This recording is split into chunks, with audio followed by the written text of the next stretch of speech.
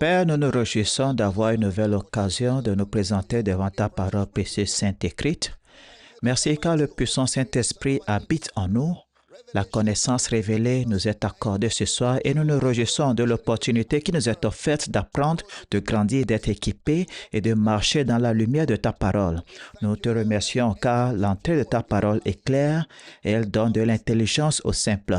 Alors ta parole sort avec clarté, ton peuple est équipé, bâti, édifié et Jésus est glorifié. Et nous déclarons ce soir que tout ce qui n'est pas planté par Dieu est déraciné. Les jougs, les fardeaux sont détruits. Ton peuple est équipé, préparé et nous nous réjouissons d'avoir une nouvelle occasion, d'avoir un impact sur notre monde par la prédication de l'Évangile. Merci pour l'armée qui est suscitée à Power City pour faire connaître le mystère du Christ, pour permettre à tous les hommes de voir ce qu'est la communion de ce mystère. Et nous réjouissons car ce nouveau Creation Camp Meeting, chacun a son esprit qui s'aligne sur la vérité en Christ Jésus. Nous te louons pour la prière exaucée. Au nom de Jésus, nous prions et chaque croyant Dieu puissant. Amen. Gloire. Levez la main droite au ciel et relâchons notre foi ensemble alors que nous disons ces mots. Je suis né de Dieu. Je suis né de la parole. La parole de Dieu est ma nature. Je ne peine pas à mettre en pratique la parole. Je mets en pratique la parole naturellement. Alors aujourd'hui, je comprendrai la parole de sa grâce. Je serai édifié. À la fin de ce culte, je ne serai plus le même. Plus jamais le même. Au nom de Jésus, et chaque croyant dit un puissant Amen. Gloire. Sommes-nous enthousiastes pour ce New Creation Camp Meeting? Nous sommes là pour apprendre et grandir. Pouvons-nous célébrer le Seigneur ce soir? Gloire. Amen. Allez vers 2, 3 personnes à côté de vous et dites-leur, tu seras béni parce que je suis venu ce soir. Tu seras béni parce que je suis venu ce soir. Oh, gloire, gloire, gloire, gloire à l'agneau de Dieu. Alléluia, alléluia. Gloire à Dieu. Gloire à Dieu. Alléluia. Prenez votre écriture, votre Bible, veuillez vous asseoir avec votre être intelligent ce soir alors que nous entrons dans la parole de sa grâce.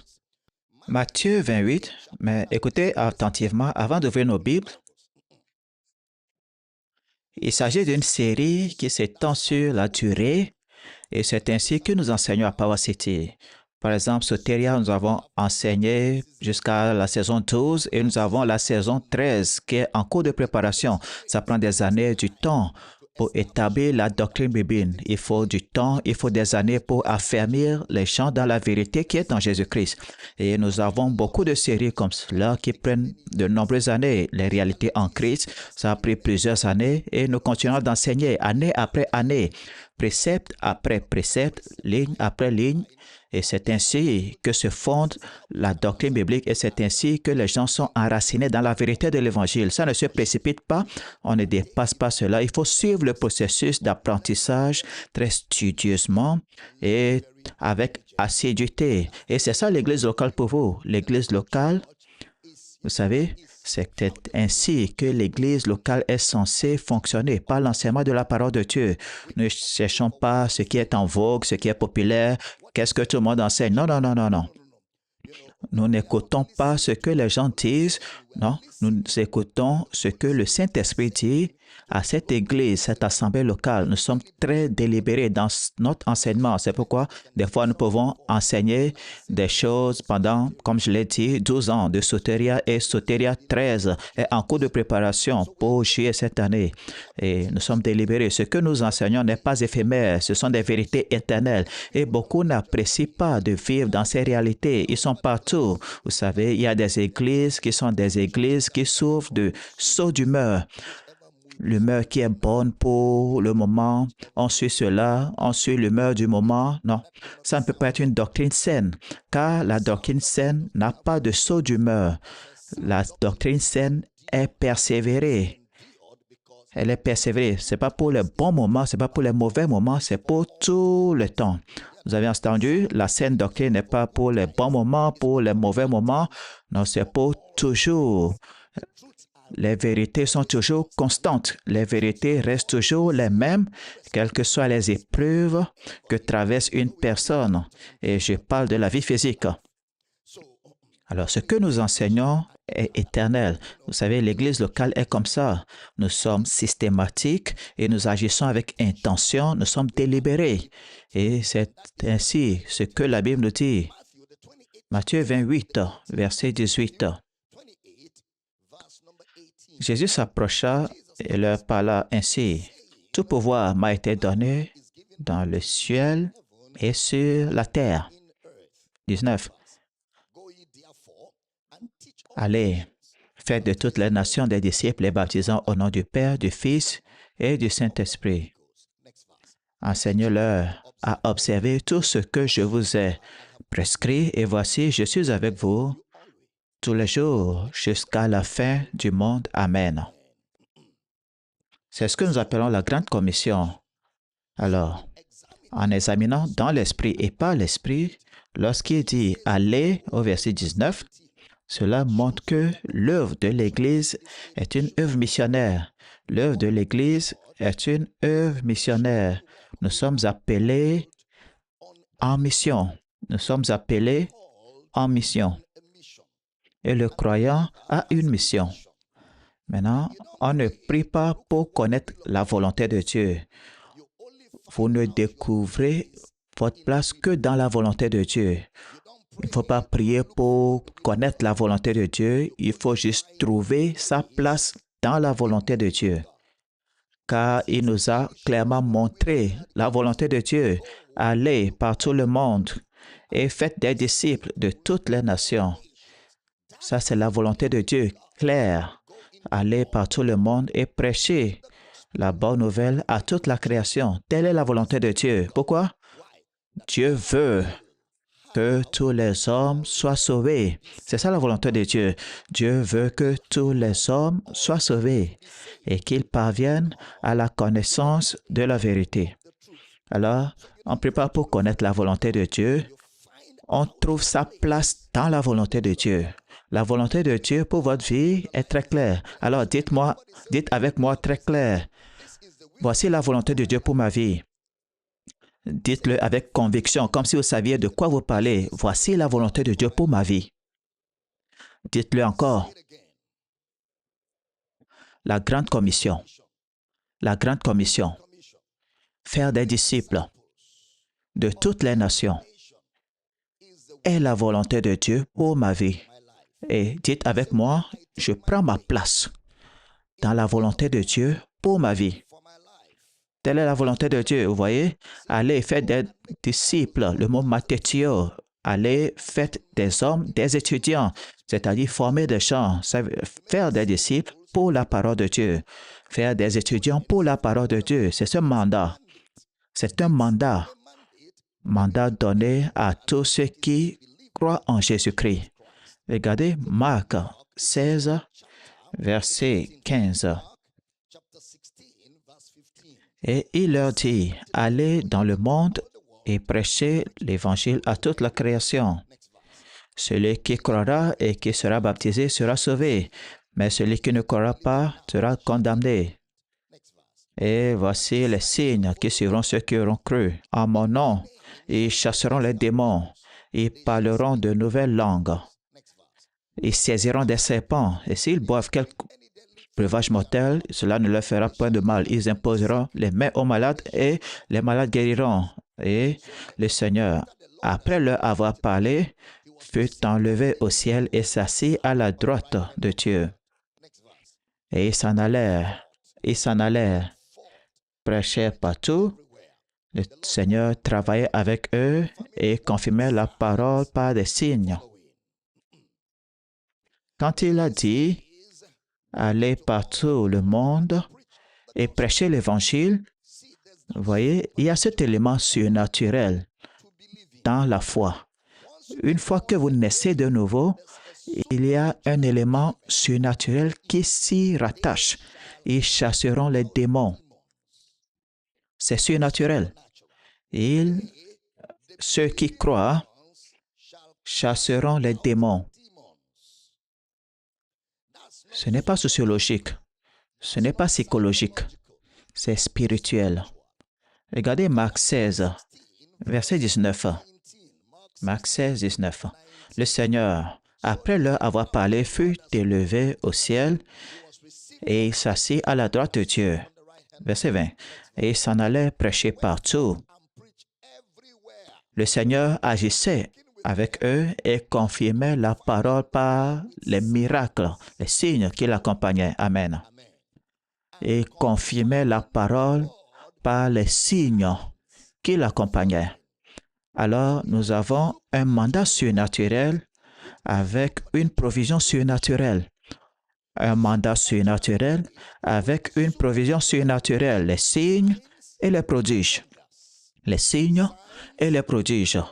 Nous avons un mandat de prêcher l'Évangile, annoncer le royaume de Dieu, annoncer le royaume de Dieu, annoncer ce que Dieu fait. Alors, nous ne savons pas ce que Dieu fait en lisant les journaux.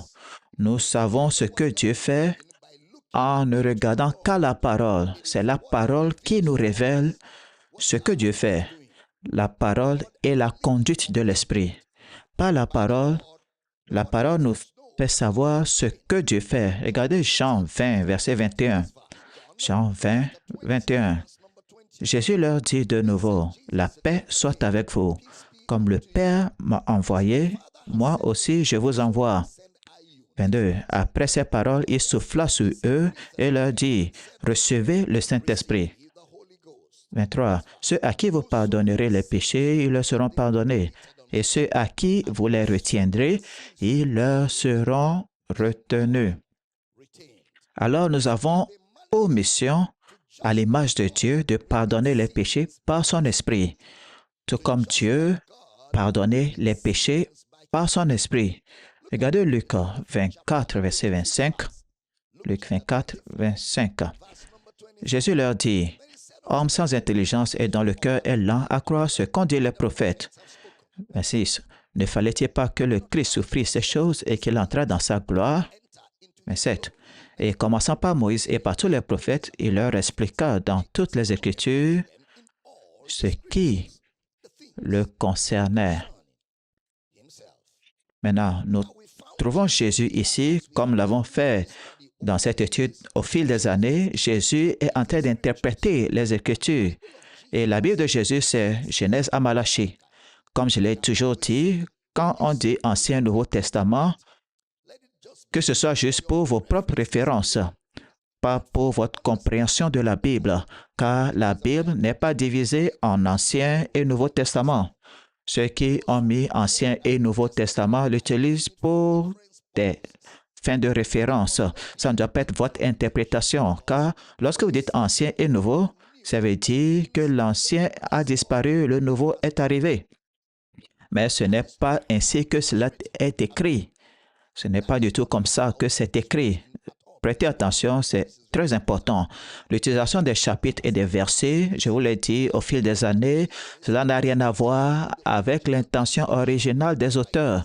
Lorsque les auteurs écrivaient, ils ne s'attendaient jamais à ce que quelqu'un divise leur écrit en chapitres et en versets. Ils n'ont même pas écrit en versets et en chapitres. Même le livre des Nombres n'a pas été numéroté. Alors, assurez-vous que dans votre pensée, vous n'enfreignez pas la parole de Dieu. Vous lisez tout ensemble. Tout doit être lu ensemble. Cela a été écrit pour être lu ensemble. Alors, nous avons Jésus et Jésus interprète les Écritures. Le mot d'herméneur dans le grec, il interprète les Écritures. Pourquoi utilisons-nous le grec? Car Jésus a fait la même chose. C'est pour cela que nous utilisons le grec. C'est exactement ce que Jésus a fait. La langue originale était le grec. Il n'y avait pas d'anglais ou de français. Quand Jésus était là, il n'a jamais parlé anglais, il n'a jamais entendu anglais ou français. Personne n'a parlé anglais du temps de Jésus. Alors, si vous avez une Bible en français avec vous, maintenant, ça veut dire ce que vous avez, c'est une traduction. Toute Bible en français ou en anglais est une traduction. Alors, quand vous avez une traduction, vous avez une interprétation également. Dès que vous avez une traduction, vous avez également une interprétation. C'est la première chose. C'est pourquoi ils insèrent les virgules, la ponctuation. C'est ça l'interprétation. Les chapitres, les versets. C'est ça l'interprétation. Tout cela, c'est une interprétation. C'est pourquoi ils vont écrire les paroles de Jésus en rouge. C'est une interprétation. Vous verrez les italiques, du texte en italique à certains endroits. C'est une interprétation. Est-ce que je communique? Donc, quand vous avez une traduction, vous avez une interprétation. Aucun auteur de la Bible n'a parlé français, mais aujourd'hui, c'est en français car c'est notre langue commune habituelle. Et ce n'est pas nouveau. Vous savez, les langues originales hébraïques et grecques sont aussi des créations des hommes. Je répète, les langues originales grecques et hébraïques sont également des créations de l'homme. Le grec n'est pas la langue de Dieu. L'hébreu n'est pas une langue céleste. Alors, tout cela est une création humaine. Et les êtres humains se réunissent pour décider d'appeler ceci un chien. Ce sont les êtres humains. Ils se concèdent pour déterminer, voici un chat. Ils se rassemblent pour dire, voici une Mercedes, ou voici une Bentley, ou voici une Jaguar. Ce sont les êtres humains qui se réunissent pour créer tout cela. C'est pourquoi on vous enseigne A, B, C, D, E, F, G, H à l'école, car c'est ainsi que le langage évolue. Les êtres humains se réunissent pour déterminer la langue, vous savez, qu'ils vont parler. Alors, l'hébreu et le grec sont des langues créées par l'homme. L'hébreu, le grec sont créés par l'homme. Mais Dieu va utiliser la langue de celui qui écrit.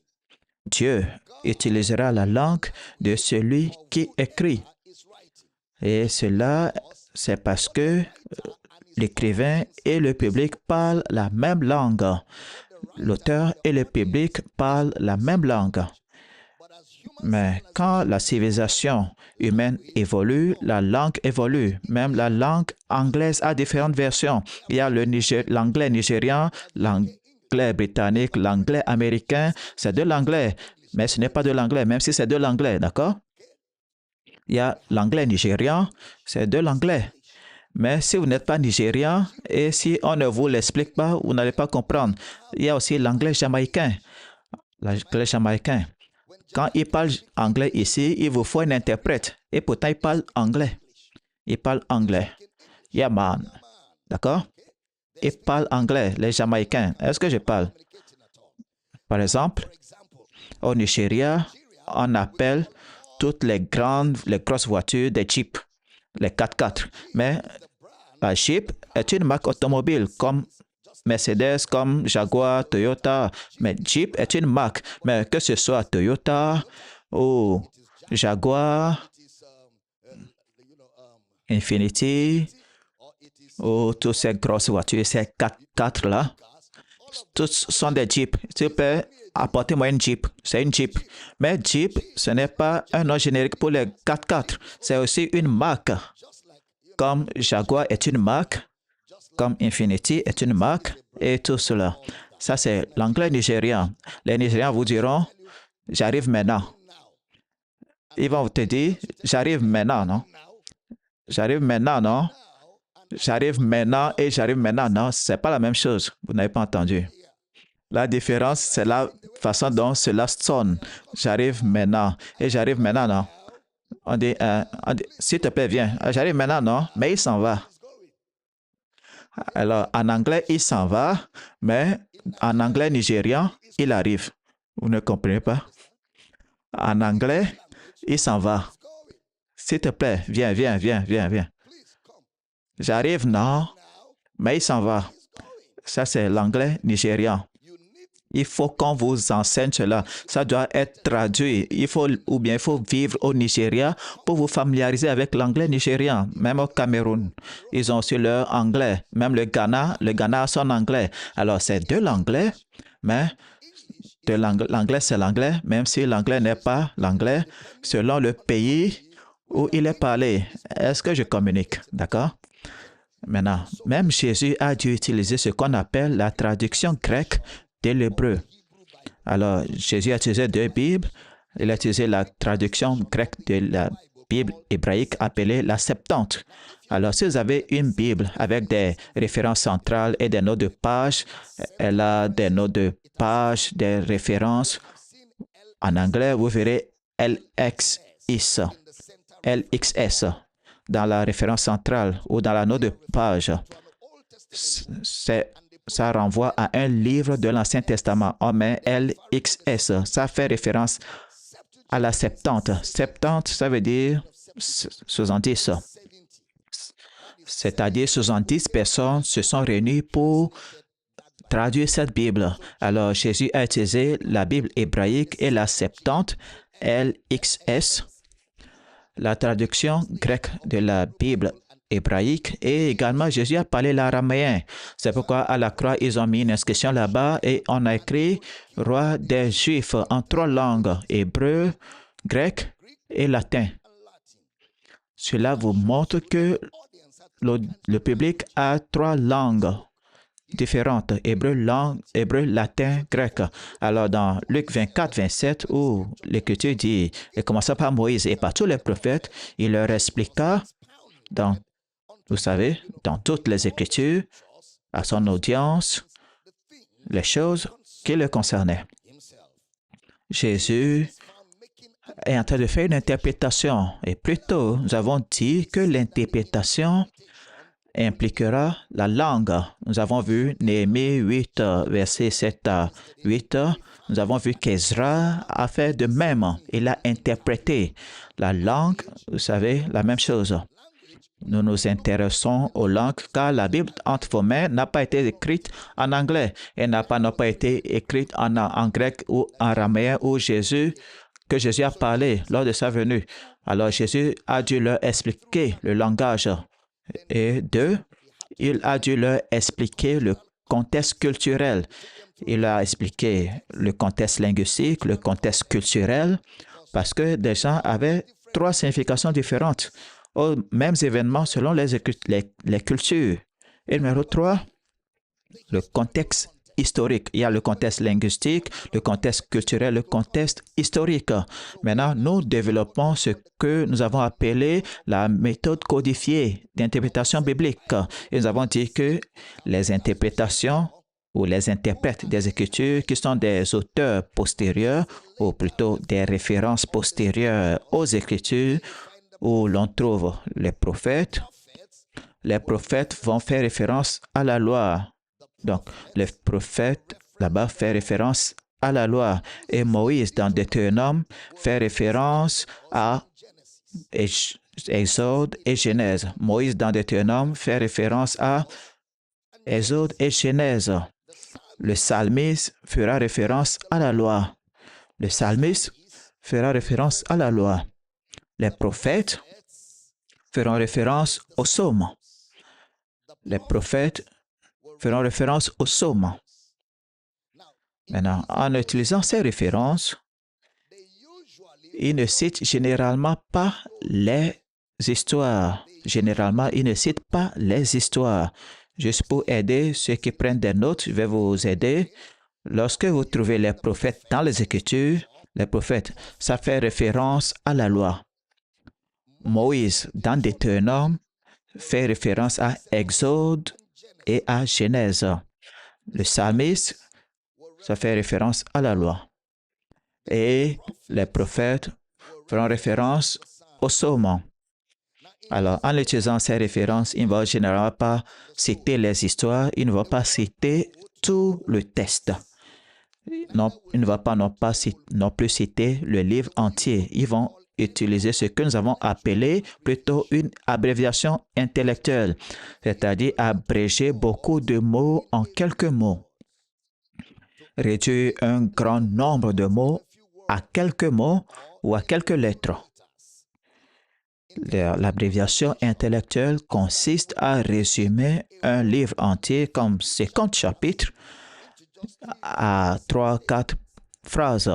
Un livre de 50 chapitres à 3-4 phrases. Maintenant, il appartient à l'étudiant de la parole de retourner. C'est ça le travail de l'étudiant de la parole. retourner à l'abréviation et découvrir le sens complet de cela. Maintenant, cette abréviation est ce que nous avons rassemblé et appelé la langue codifiée ou le langage codifié. C'est lorsque vous résumez le langage codifié, c'est lorsque vous résumez, vous abrégez une histoire. Lorsqu'on résume, lorsqu'on abrève une histoire, un événement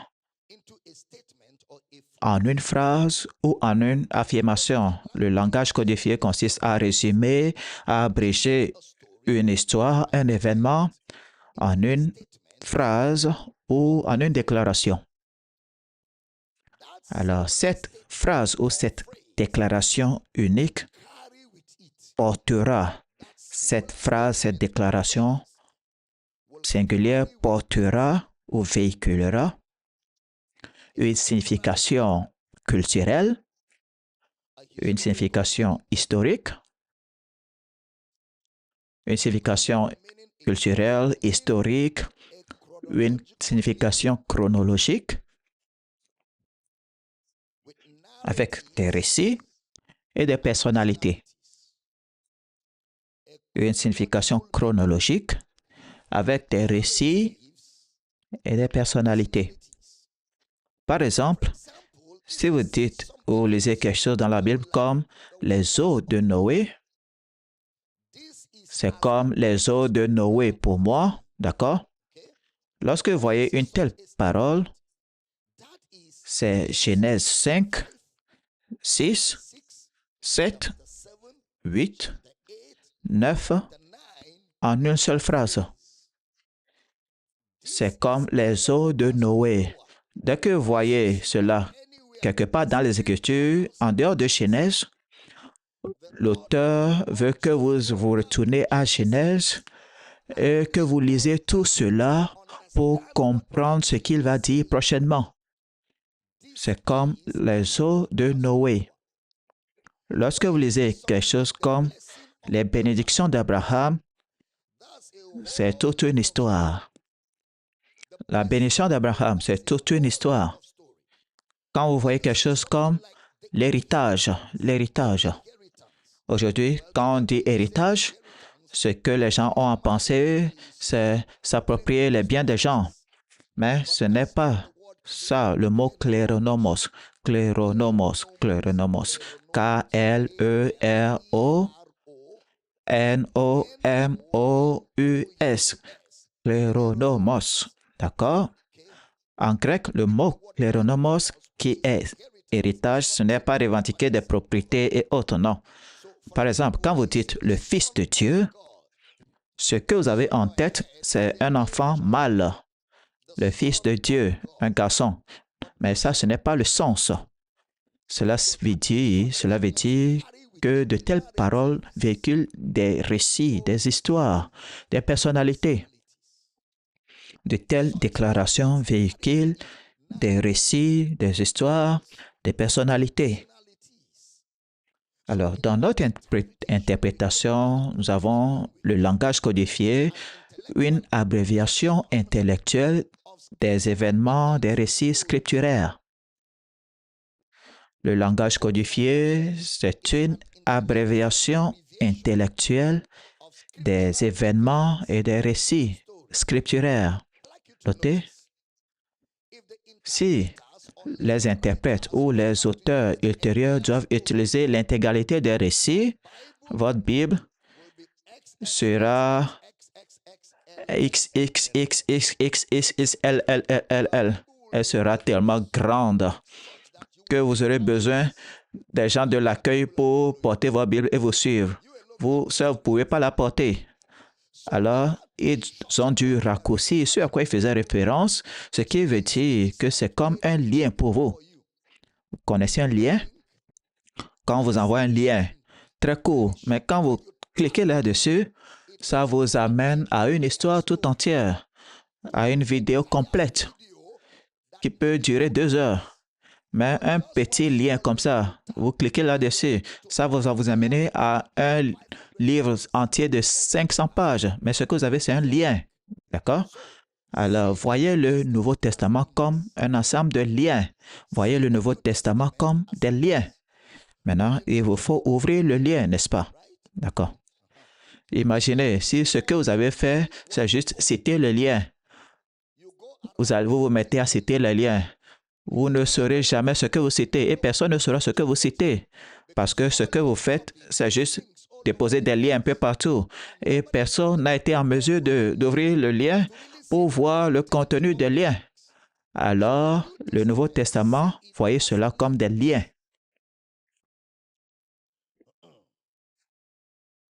Imaginez si vous déposez un lien comme tout est accompli et les gens disent waouh, tout est accompli. Waouh, tout est accompli. Maintenant, c'est parce que c'est un lien que vous entendez dire que c'est fini pour votre souffrance, c'est fini pour votre faim, votre pauvreté est finie. Non, monsieur, votre faim là n'est pas finie, monsieur. Non, parce que ce soir-là, vous aurez faim. Alors, tout est accompli ou bien c'est fini ne fait pas référence à votre faim. Mais parce qu'ils ont refusé d'ouvrir le lien, alors ils mettent leur propre sens là-dedans. Et pourtant, c'est un lien qui est censé vous ouvrir à un monde sur ce que ça veut dire, c'est fini ou c'est accompli. Alors, voyez le Nouveau Testament et les références comme des liens vers un site, des liens vers une vidéo. Alors, dans son interprétation, Jésus a utilisé un lien ou une abréviation intellectuelle, ou ce que nous appelons un langage codifié dans son Darménois, dans Luc 24, verset 25. Observez, en commençant par Moïse et par tous les prophètes. Verset 25.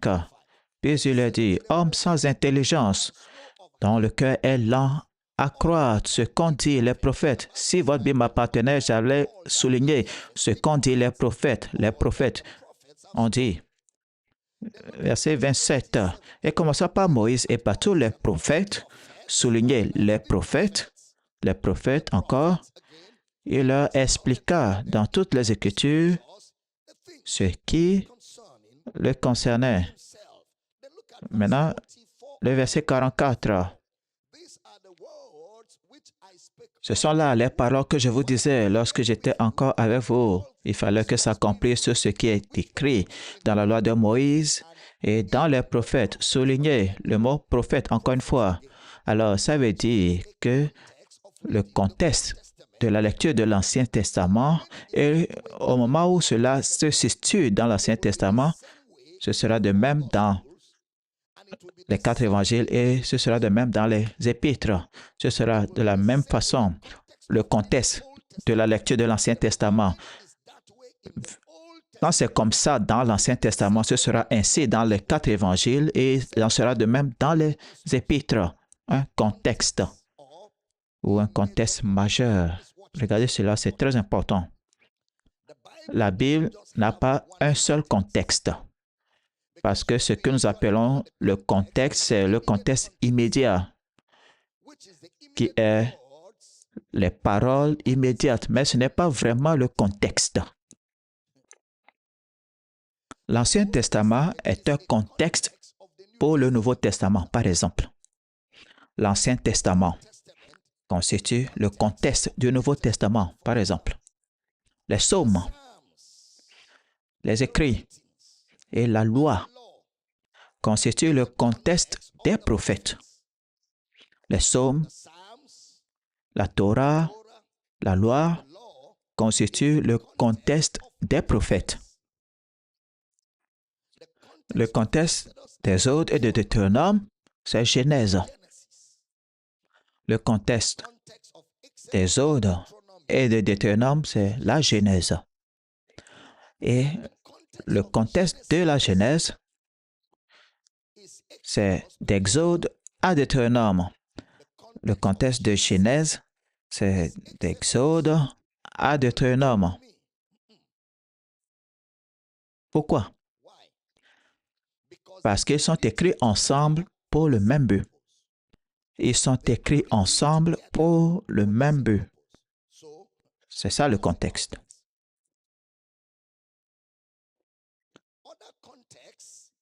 Un autre contexte, c'est la langue et la grammaire. Un autre contexte, c'est la langue et la grammaire. Alors, vous voyez, au final, quand on dit quel est le contexte, il ne s'agit pas de pré-texte et de post-texte, trois versets avant et trois versets après. Non, c'est un monde tout entier, une culture entière, une histoire entière qu'il faut comprendre pour pouvoir situer correctement le contexte. C'est très important. Le genre de langue qu'ils ont parlé, le genre de culture qu'ils avaient, et un autre contexte de la Bible, c'est que le contexte est celui d'un plan. Vous devez comprendre que Genèse à Malachie, c'est le plan de Dieu. Il faut garder cela à l'esprit. Quand vous lisez Genèse à Malachie, vous lisez le plan de Dieu. Je vous ai déjà dit cela. On peut appeler l'Ancien Testament un plan. Combien s'en souviennent quand on examinait l'appel de Dieu, comprendre l'appel de Dieu, on peut appeler l'Ancien Testament un plan, un projet, un plan, un projet. Maintenant, imaginez à quoi va ressembler le contexte. C'est comme lorsque nous disons, quand vous arrivez aux Épîtres ou aux 4 évangiles, on trouve Jésus utiliser un mot très souvent, un mot comme je suis le pain de vie ou je suis le vrai pain. Notez le mot vrai. Je suis le vrai pain. Maintenant, voyez Jean 1, verset 9. Cette lumière était la vraie lumière qui, en venant dans le monde, éclaire tout homme. La vraie lumière, le vrai pain. Jean dit, la vraie lumière qui éclaire tout homme qui vient dans le monde. Regardez Jean 4, verset 23. Jean 4, verset 23. Mais l'heure vient, et elle est déjà venue, où les vrais adorateurs adoreront le Père en esprit et en vérité, car ce sont là les adorateurs que le Père demande. Les vrais adorateurs, la vraie lumière, le vrai pain. J'enseigne bien. Maintenant, imaginez, quand il appelle Jésus la vraie lumière dans Jean 1, 9, par rapport à Jean-Baptiste, et pourtant dans Jean 5, 35, il appelle Jean-Baptiste la lampe qui brûle et qui éclaire. Il était une lampe qui brûle et qui éclaire. Et vous avez voulu vous réjouir un moment à sa lumière. Alors Jean-Baptiste était une lampe qui brûle et qui éclaire. Jésus, la vraie lumière. Alors Jean était aussi une lumière, mais pas la vraie lumière. Est-ce que ça veut dire que Jean était une fausse lumière? Non, monsieur. Maintenant, quand la Bible dit vrai, la Bible dit vrai, c'est le mot aletheia. A-L-E-T-H-E-I-A. Aletheia. Des fois, son contraire, c'est le mot pseudo. Des fois, d'accord? Des fois. Le contraire de aletheia, c'est le mot pseudo, ce qui veut dire un mensonge. Mais des fois, ça n'a rien à voir avec le contraire d'un mensonge. Alors, quoi d'autre? Ça veut dire quoi? Les vrais adorateurs, le vrai pain, la vraie lumière. Disons que quelqu'un a vu ma photo de cette conférence. Il y a le docteur Abel Damina qui va parler. Quand je voyage, il y en a qui mettent des traités. Beaucoup de gens qui me suivent en ligne vont venir à l'église. Le docteur Damina est venu prêcher. C'est pour cela que je suis venu. Qu'est-ce qu'il a vu? Il a vu mon image. Il a vu mon image, mon nom. Et il a voyagé pendant des heures. Il a pris un avion d'un pays à un autre pour assister à une réunion où je prêche. D'accord? Parce qu'il a vu ma photo. Cette photo, c'est ma photo, mais cette photo, ce n'est pas moi. Cette photo est ma photo, mais cette photo, ce n'est pas moi. Maintenant, quand il arrive à la conférence, il me voit. Alors, le moi là, c'est la vérité. C'est la vraie image. Quand il a vu la photo, c'était ma photo, mais ce n'était pas moi. Mais quand il est arrivé à la conférence, il a vu la réalité.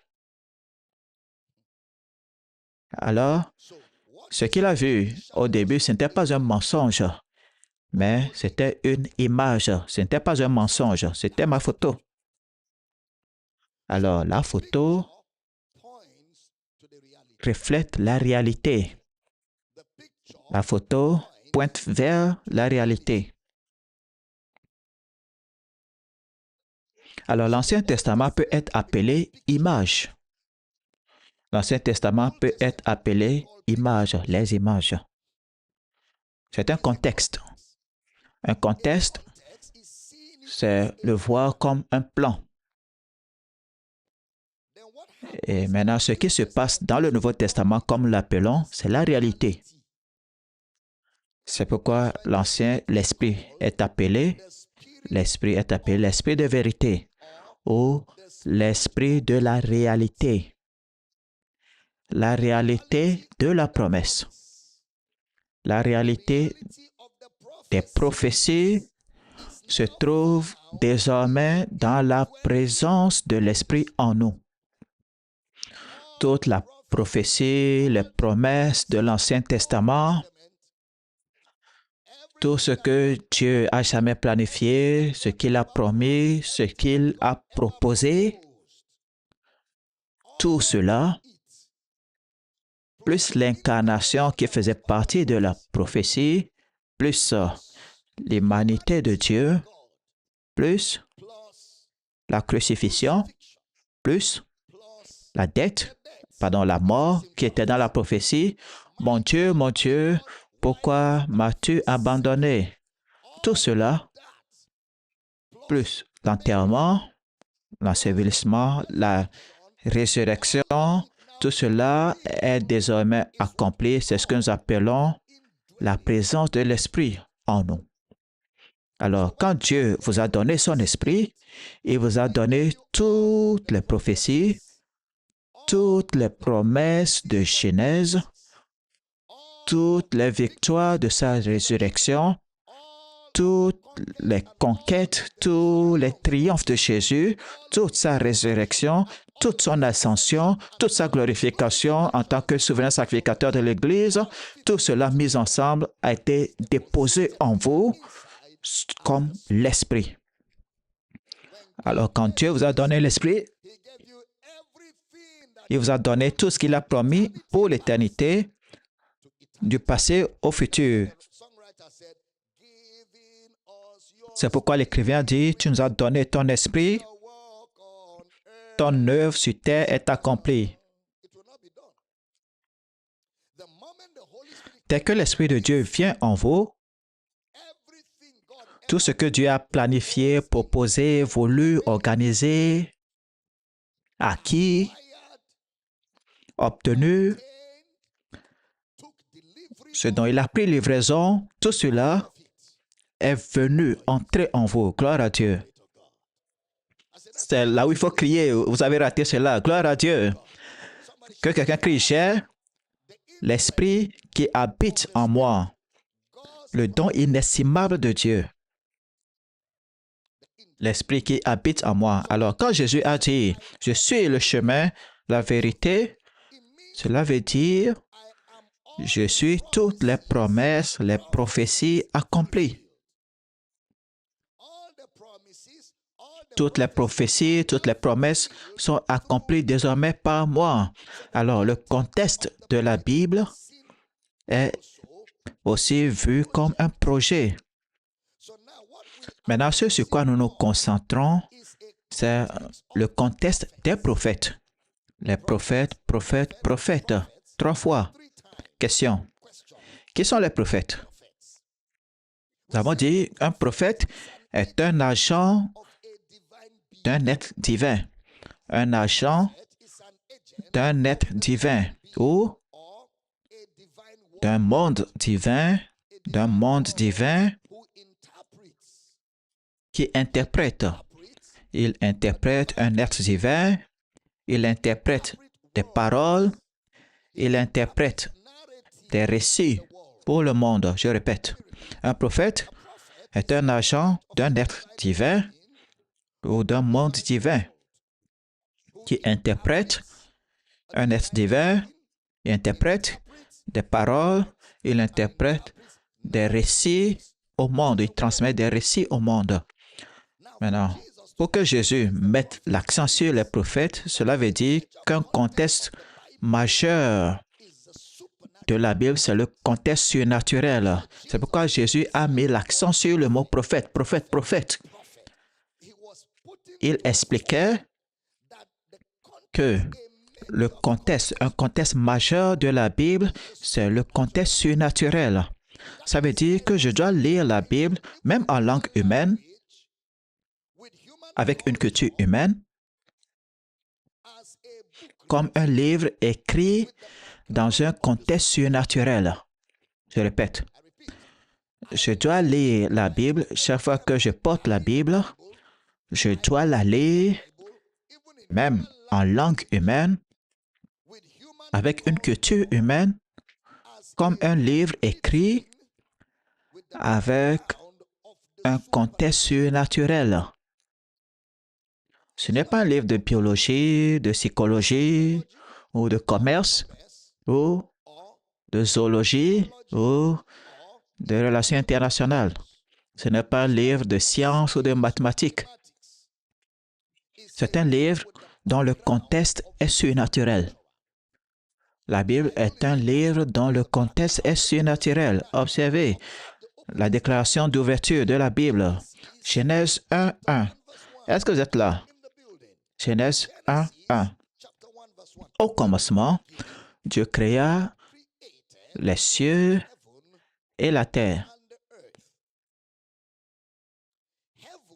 Les cieux, c'est le mot Shamaïn, utilisé comme la voûte. Mais Shamaïn, c'est comme dire le monde spirituel, Shamaïn. Le monde spirituel ou le règne spirituel ou le monde invisible, Shamaïn. Le monde spirituel, le règne spirituel ou le monde invisible. Nous avons dit que le ciel n'est pas un lieu où l'on s'en va après la mort. Non. Le ciel n'est pas une morgue moderne où on rassemble les morts attendant leur résurrection. Non, monsieur. Le ciel n'est pas une planète au-dessus des ombres. Non, monsieur. Oui.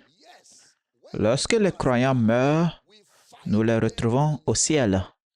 Vous devez entendre cela comme je l'ai dit. Lorsque les croyants meurent, nous les retrouvons au ciel. Mais le ciel n'est pas un lieu où les gens vont après leur mort. C'est une théologie erronée et mauvaise. Le ciel est une réalité sur la terre maintenant même. Le ciel est une description de l'Ancien Testament. Le ciel, c'est une description de l'Ancien Testament. Le mot Shamaïn. Shamaïn. Le Nouveau Testament, Erenios. Erenios. C'est-à-dire du monde spirituel dans ce monde. Le ciel est une réalité du monde spirituel dans ce monde. C'est pourquoi Jésus a dit, il a donné à Pierre les clés du royaume des cieux. Il ne lui a pas donné les clés à sa mort. Il lui a donné les clés pendant qu'il était encore sur terre. Matthieu 28:18. Jésus dit, tout pouvoir m'a été donné dans le ciel et sur la terre. Dans le ciel et sur la terre. Ça, ce n'est pas après votre mort. Ça, c'est quelque chose qu'ils allaient faire. Il dit, notre Père qui est aux cieux. Ce n'est pas notre Père après notre mort. Le ciel peut être tout simplement appelé le monde spirituel ou le surnaturel. Alors, pourquoi le mot ciel? Pourquoi ce mot? Parce que le mot Shamaï, dans Genèse 1.1, veut dire la voûte, ciel. Pourquoi est-ce qu'ils ont utilisé le ciel? N'oubliez pas, hein, les mots sont inventés par les gens. Les mots sont inventés par les gens qui possèdent une culture, d'accord? Alors, ils inventent un mot pour donner une description à laquelle tous les membres de cette culture peuvent s'identifier. Ils inventent un mot pour décrire des choses que tout le monde dans cette culture peut comprendre. C'est pourquoi je vous ai dit, il y a l'anglais nigérian. Ce n'est pas l'anglais américain, même si l'anglais n'est pas la langue locale nigériane. Mais comme nous avons adopté l'anglais comme outil de communication au niveau national au Nigeria, nous l'avons adapté à notre culture. Alors, quand nous communiquons en tant que Nigérians en utilisant ce qu'on appelle anglais, nous communiquons d'une manière que nous comprenons. Alors, le langage est primordial pour ceux qui l'utilisent, puis à ceux qui pourraient jeter des coups d'œil. C'est pourquoi je peux dire, maman dit, chérie, viens, non? J'arrive. Chérie, viens vite. D'accord, j'arrive. Elle sait exactement de quoi je parle. Mais un étranger va dire, mais tu es en train de partir. Ça vous montre que ce gars-là n'est pas de notre culture. Alors, on doit l'aider à comprendre que je ne l'évite pas ou bien je ne lui mens pas. Elle sait ce que je veux dire quand je dis j'arrive alors que je suis en train de partir. Alors, les écrivains de la Bible, dans leur culture, ont des mots qui ont été inventés par eux. N'oubliez pas, encore une fois, l'hébreu et le grec ne sont pas des langues célestes. Ce sont des formations humaines au sein d'une culture spécifique pour la communication. Et les membres de cette culture comprennent ce qui est dit. Maintenant, un étranger va avoir besoin d'interprétation. Quand vous entendez le mot Shamaïm, parmi les Hébreux, cela veut dire ciel.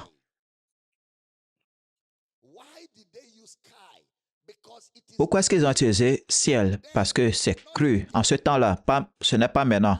À l'époque où ils l'utilisaient, ils croyaient à ce moment-là, en l'absence de civilisation, ils croyaient que les êtres humains ne pouvaient pas habiter dans le ciel. Vous savez que la science a changé tout cela, n'est-ce pas?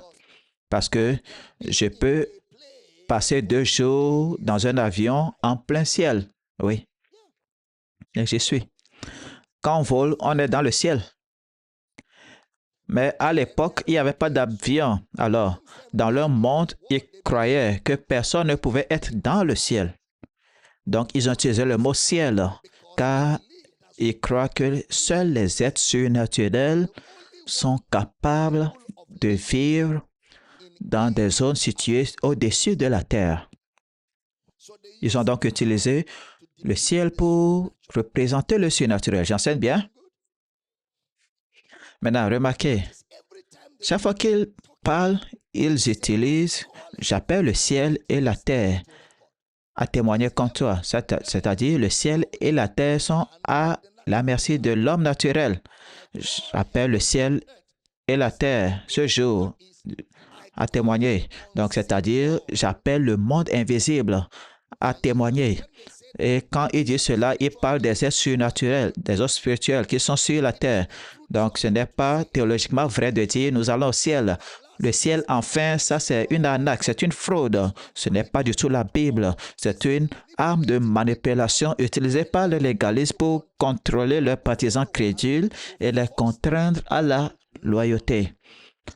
Dès que vous commencez à avoir un peu de liberté, on dit je prie, la façon dont tu es en train de t'y prendre là, j'espère que tu vas y arriver. Parce que je doute. Maintenant, ça ne va pas t'affecter ici, parce que si tu as de la connaissance. Maintenant, si tu n'avais pas cette connaissance et je te regardais avec un visage très sombre et je dis, je prie. je prie que tu ailles au ciel. Parce que la dernière fois que j'ai eu une vision, je t'ai vu t'approcher de la porte, mais tu n'as pas pu entrer. Ma prière pour toi, lorsque vous entendez de telles choses et le pasteur dit, il faut t'agenouiller, tu vas t'allonger carrément. C'est une arme de manipulation pour profiter des gens qui ne connaissent rien. Alors, le ciel, enfin, c'est une arnaque. Ce n'est pas un enseignement biblique. Un croyant peut-il mourir et être retrouvé au ciel? Oui, mais ce n'est pas là le sens du ciel. Le ciel veut dire tout simplement le monde invisible. Et ce monde invisible est ici maintenant parmi les hommes. C'est ici maintenant. C'est pourquoi Jésus, dans Jean 3, 13, Jean 3, 13, il dit, personne n'a jamais vu, n'est jamais monté au ciel, mais celui qui est descendu du ciel, regardez la destination, le Fils de l'homme qui est au ciel. Il était sur terre et en même temps, il était au ciel, parce que le ciel et la terre sont ensemble. La terre, la partie visible, le ciel, la partie invisible de la terre. Lorsqu'il a parlé à Nicodème, il dit, je te parle des choses terrestres et je n'ai pas encore parlé des choses célestes. Ce qu'il voulait dire, c'est que je n'ai pas encore abordé les choses surnaturelles. Regardez Jean 3, verset 12. Vous êtes là? Si je vous ai parlé des choses terrestres et vous ne croyez pas, comment croyez-vous? Si je vous parle maintenant des choses immatérielles ou des choses invisibles. Si je vous parle des choses matérielles, des choses visibles, et vous avez du mal à croire ce que vous voyez, et si je commençais à parler des réalités immatérielles, invisibles, est-ce que nous enseignons ici? Ce n'est pas tout ce qui est réel que l'on voit. Ce n'est pas tout ce qui est réel que l'on voit. Il y a beaucoup de choses réelles qu'on ne voit pas. Vous voyez cela? On ne voit pas l'amour. On ne voit pas la haine. Vous voyez? On peut voir les actions, mais ce sont les actions humaines. Mais il y a quelque chose derrière les actions que les yeux ne peuvent pas voir, mais c'est réel. On ne voit pas le vent, mais le vent est réel. Alors, si vous ne voyez pas quelque chose, ça ne veut pas dire que ça n'existe pas. En réalité, ce qui n'est pas vu est plus réel que ce qui est vu, parce que ce qui est vu, c'est le fruit de ce qui est invisible. La plupart des choses visibles sont contrôlées depuis l'invisible. Vous voyez? Restez avec moi. Il a dit restez avec moi. Par exemple, vous voyez Matthieu utiliser le mot royaume des cieux et Luc, Jean utilisent l'expression royaume de Dieu. Pourquoi? Parce que les Juifs auxquels Matthieu écrivait s'abstenaient d'invoquer le nom de Dieu. Pourquoi? Parce que Dieu demeure dans le surnaturel. Donc, il disait les choses comme royaume des cieux. Mais Jean a dit royaume de Dieu. Ça veut dire que le ciel veut dire tout simplement là où résident les esprits. Le ciel, c'est là où résident les esprits. Est-ce qu'on les trouve ici sur terre? Est-ce qu'il y a des esprits sur terre? Sont-ils matériels ou immatériels? Ils sont immatériels. Ça veut dire qu'ils sont dans un règne immatériel ici sur terre où vivent les êtres matériels. Le ciel et la terre. Immatériel et matériel. Invisible et visible. Spirituel, naturel. J'enseigne bien?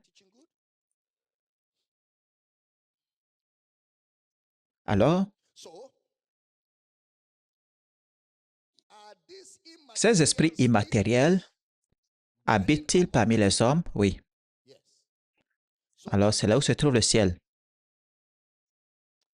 J'ai dit ceci pour dire.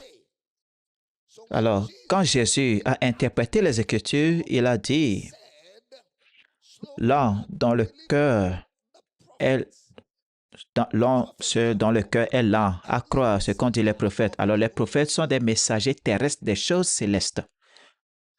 Les prophètes sont des messagers terrestres des choses célestes. Le mot nabi dans l'hébreu,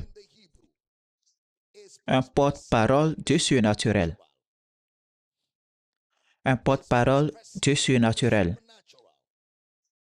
Un porte-parole d'un Dieu ou de Dieu ou des êtres surnaturels. Alors, cela nous montre que le contexte de votre Bible et le contexte de ma Bible, c'est le surnaturel. Le contexte de votre Bible et le contexte de ma Bible, c'est le surnaturel. La Bible n'est pas seulement une histoire des hommes, c'est une histoire des hommes et du surnaturel. Alors, ceci va vous aider parce que quand vous voyez que ce n'est pas seulement l'histoire des hommes, alors je dois avoir deux visions de la Bible, deux visions. Quand je porte ma Bible, je dois aborder ma Bible sous deux angles. Je dois considérer le point de vue humain, mais aussi le point de vue surnaturel. Par exemple, lors de la naissance de Jésus, on remarque qu'il n'y avait rien de spectaculaire dans la crèche. Il n'y avait rien de spectaculaire jusqu'à ce qu'il y ait eu un signe, qu'il y a quelque chose de surnaturel qui se produisait. Cela nous dit que les anges ont commencé à se réjouir, mais les gens autour de Jésus ne se réjouissaient pas. Mais les anges se réjouissaient. Ils ont vu naître un enfant, mais il se passait quelque chose dans le surnaturel. Les anges ont vu quelque chose. Alors écoutez, il y a ce que les hommes ont vu lorsque Jésus est mort sur la croix. Il y a aussi ce que Dieu a vu. Et quand Jésus est mort sur la croix, il y a quelque chose que Satan a vu. Il y a quelque chose que Dieu a vu, il y a quelque chose que les hommes ont vu, et il y a quelque chose que Satan et ses démons ont vu. Alors, pour le croyant, je dois prendre en compte tout le point de vue dans mon étude biblique. Je dois capturer tout cela. Sinon, ce que j'aurai dans mes mains ne sera que sociologique ou m'aider à mener une vie agréable. La Bible n'est pas censée vous aider à mener une vie agréable. Vous devez l'aborder en tenant compte de tous les points de vue. C'est comme une description, un récit, un enseignement, une explication des activités spirituelles. La Bible est en quelque sorte une description, un récit, un enseignement, une explication des activités spirituelles, de ce que les hommes feront, d'après ce que Dieu a vu ou ce que Dieu a fait lorsque Jésus était sur la croix. La Bible était en quelque sorte une description, un récit, un enseignement, une explication des activités spirituelles d'après ce que les hommes ont vu, ce que Dieu a vu, ce que Dieu a fait lorsque Jésus était sur la croix. Paul nous a dit qu'il a été fait péché, mais je n'ai pas pu voir péché sur la croix. Tout ce que j'ai pu voir, si j'étais là-bas, peut-être c'était un traitement injuste infligé à un philanthrope. Regardez comment on traite injustement ce philanthrope. Un bon gars qui a donné à manger, à boire aux pauvres, aux affamés. Regardez comment ils l'ont crucifié. Mais le frère Paul, voyant cela, dit, il a été fait péché pour nous. L'homme ordinaire a vu des mauvais traitements, mais du point de vue spirituel, Paul a vu le péché sur la croix. Paul dit, notre vieil homme a été crucifié avec Christ, dans Romains 6. Alors cela veut dire que lorsque Paul a vu cette croix, il a vu tous nos vieils hommes, pas votre vieil homme, culture et langue. Ce n'est pas votre vieux père, non, même si c'est votre vieil homme, d'accord? Crucifié. Mon vieux père est crucifié quand? Ton vieux père? Dans une autre culture, ton vieux père, c'est ton père, en fait. Mon vieux père, c'est mon père. Ça veut dire mon vieux père crucifié, mon père est crucifié. Non? Donc, vous voyez comment la langue et la culture interagissent avec les mots, les écritures. D'accord? Notre vieil homme. Donc, vous savez ce que c'est. Si vous ne savez pas ce que ça veut dire, il faut naître de nouveau ce soir. D'accord? Maintenant, on n'a pas pu voir cela à la croix. Alors, quand Jésus était sur la croix, c'était notre vieil homme qui était à la croix. Dans Hébreux 2, 14, il dit, même si les enfants participent à la chair, Hébreux 2, 14, les enfants participent à la chair et au sang. Lui-même, il a également participé afin que par la mort, il anéantisse celui qui avait la puissance de la mort, c'est-à-dire le diable, et délivra tous ceux-là qui toute leur vie étaient asservis à la crainte de la mort. Alors, je n'ai pas pu voir cela d'un point de vue humain. Je n'ai pas pu voir cela à la croix où Jésus était. Il participait à la chair et au sang, utilisant la mort comme instrument pour vaincre la mort. Je n'ai pas pu voir cela. Mais Paul écrivait pas d'un point de vue humain, mais d'un point de vue surnaturel. Il a pris le péché du monde entier. Jean 1, 29. On n'a pas pu voir le péché sur son front, car le péché est spirituel. Alors, cela veut dire que je dois lire la Bible avec une vision du monde surnaturel. Je dois lire la Bible, approcher la Bible avec une vision, une perspective spirituelle ou un contexte spirituel ou une mentalité spirituelle, surnaturelle. Alors, l'incarnation, la vie de Jésus à la croix, jusqu'au tombeau, à la résurrection, nous montre où le ciel et la terre se rencontrent, où le surnaturel et le naturel se rencontrent. Car sur cette croix, il y avait un point de vue humain du monde et il y a une vision spirituelle de cette croix. Alors cette croix était un lieu de rencontre entre le ciel et la terre. C'était un lieu de rencontre entre Dieu et l'homme, cette croix-là, surnaturel et naturel. Alors de la même façon, tout comme l'Ancien Testament a un contexte surnaturel, les 4 évangiles ont un contexte spirituel, surnaturel. Je vais vous montrer quelques-uns de ces exemples et on va chercher à faire pause ce soir. Est-ce que vous êtes bénis? Nous allons avoir un bon temps ici, je vous ai dit.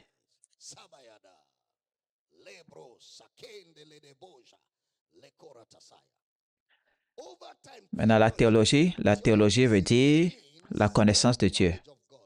Au fil du temps, il y a une mauvaise théologie. Par exemple, on a grandi en lisant le livre jaune des témoins de Jéhovah, combien s'en souviennent, avec les écritures rouges là. Et ce livre minimise tout ce dont nous parlons ce soir. Il caricature tous les enseignements que nous présentons ce soir. Et jusqu'à aujourd'hui, comment est-ce que toi et moi on va penser qu'un serpent parle? Pss, pss, pss, pss, pss, pss, pss, pss, pss. Ève, pss, pss, pss. Ève, pss, pss, pss, pss. Et nous avons cru. Nous avons cru à cela. C'est pourquoi les gens qui enseignent à votre à vos enfants, l'école de dimanche sont très importants, parce qu'il faut façonner leur vision du monde à partir de l'école de dimanche. On nous a fait croire que, chérie, tu sais, on nous a dit que les serpents marchaient et parlaient avant la chute d'Adam. On vous a enseigné cela, que c'était la chute d'Adam qui a fait disparaître leurs pattes, parce qu'une partie de leur punition, c'est ramper. Comment est-ce qu'on peut croire à une telle chose? Comment est-ce que nous avons pu croire, nous avons été aussi naïfs pour croire? Et on a cru cela jusqu'à l'âge adulte. Il y a même des gens aujourd'hui sur les réseaux sociaux qui vont me contredire si je dis que les serpents n'ont jamais marché ou parlé auparavant. Parce que pour eux, leur réalité, c'est que les serpents ont marché et ont parlé. C'est ça leur réalité. Jusqu'à ce qu'on ne soumette cette réalité à l'obéissance du Christ, il y a un désapprentissage et un réapprentissage. Et soudain, on va dire, mais comment est-ce que j'ai même pensé que les serpents marchaient et parlaient? Ils sont humains. Comment est-ce qu'un serpent va venir et quand tu entends jardin, tu penses aux fleurs, jardin. Tu penses aux fleurs, tu penses aux arbres, tu penses à pastèque et puis les feuilles pour la sauce au goût, les feuilles amères pour la sauce de feuilles amères et tout cela, vous imaginez Adam et Ève dedans se déplacer et avec des serpents, les serpents vont dire comment ça va? Pss, pss, pss, pss. Comment Adam, comment ça va? Ève, bonjour. Des serpents sont beaux, il y en a qui sont laids et d'autres se courbent et se déplacent comme ça. Comment est-ce qu'on va imaginer ce genre de choses si ce n'est un livre jaune maléfique de tromperie biblique?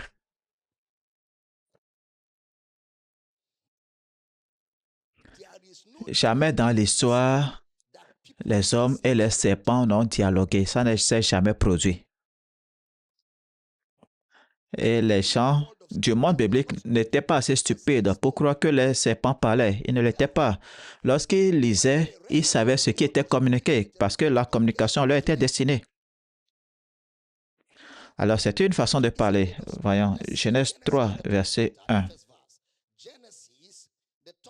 Genèse 3, 1. Le serpent était le plus rusé de tous les animaux des champs que l'Éternel Dieu avait fait et dit à la femme, Dieu a-t-il réellement dit, vous ne mangerez pas de tous les arbres du jardin? Serpent. Le mot serpent, dans la traduction hébreu ou hébraïque, pardon, c'est le mot nakash. N-A-C-H-A-S-H. Nakash. N-A-C-H-A-S-H.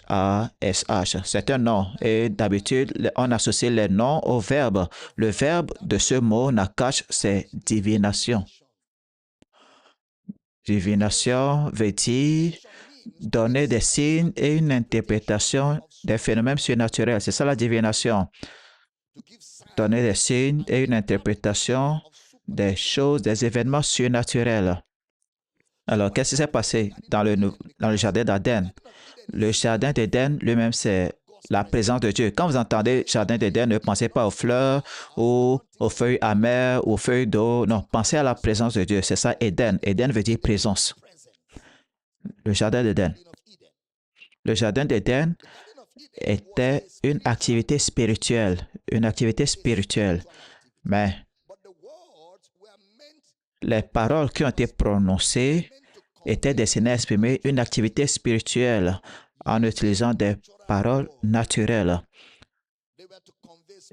Ça devait transmettre une activité spirituelle en utilisant des mots naturels. Ce n'était pas un fruit, ce n'était pas un arbre, ce n'était pas des feuilles et ce n'était pas un serpent. C'était des symboles ou une typologie. Fruits, arbres, feuilles, serpents, tout cela n'était que des symboles ou une typologie. Maintenant, une typologie ou une figure de style dans la Bible est une prophétie non verbale. Une typologie, une figure de style dans la Bible est une prophétie non verbale. Quand on ne veut pas utiliser des mots, on utilise des images ou on utilise des histoires. Alors le mot nakash ici est utilisé comme un verbe plus tard. Serpent, ou si je dois écrire une traduction, je vais l'appeler une activité serpentine. Une activité serpentine. Je préfère utiliser cela que serpent et ce sera plus clair dans le langage du contexte de l'écriture.